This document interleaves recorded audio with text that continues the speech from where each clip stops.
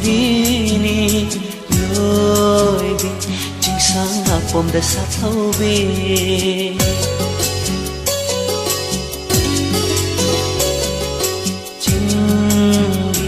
leirang amagi warini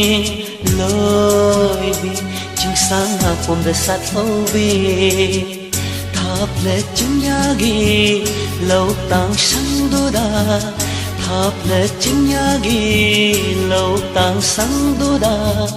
ơi bu ngày hồ về ching lấy vác cái chanu ra đó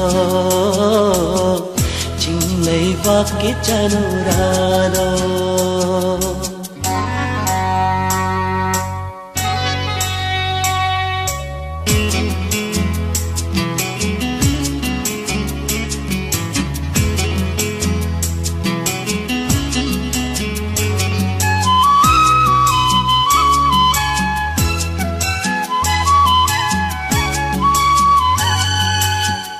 mong phong nở rồi đã ba asha do puruna mong phong nở rồi đã ba asha do puruna wana ngai ram gani lakle rồi đã ba aibu wana ngai ram gani lakle rồi đã ba aibu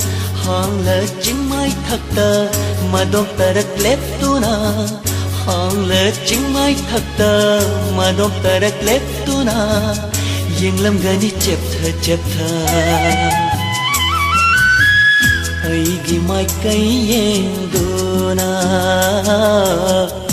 ai gi mai kai yeng du na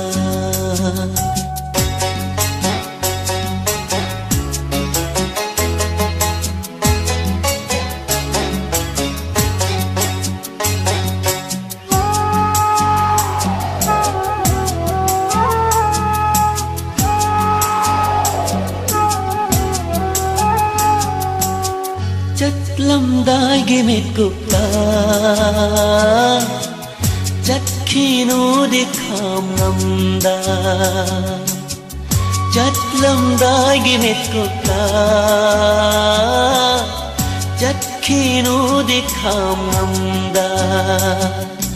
vì rồi na ba mít yeng na ni ngầm đa yeng hô ba vì rồi na ba mít yeng na ni ngầm đa yeng hô ba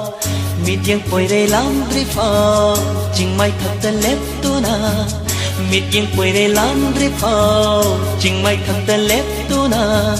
vì dai khut cha hai ho ve do vì dai khut cha hai ho ve do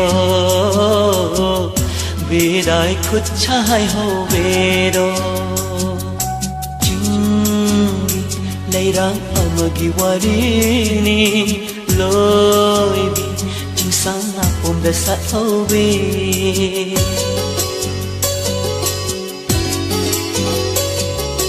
chingi leirang amagi warini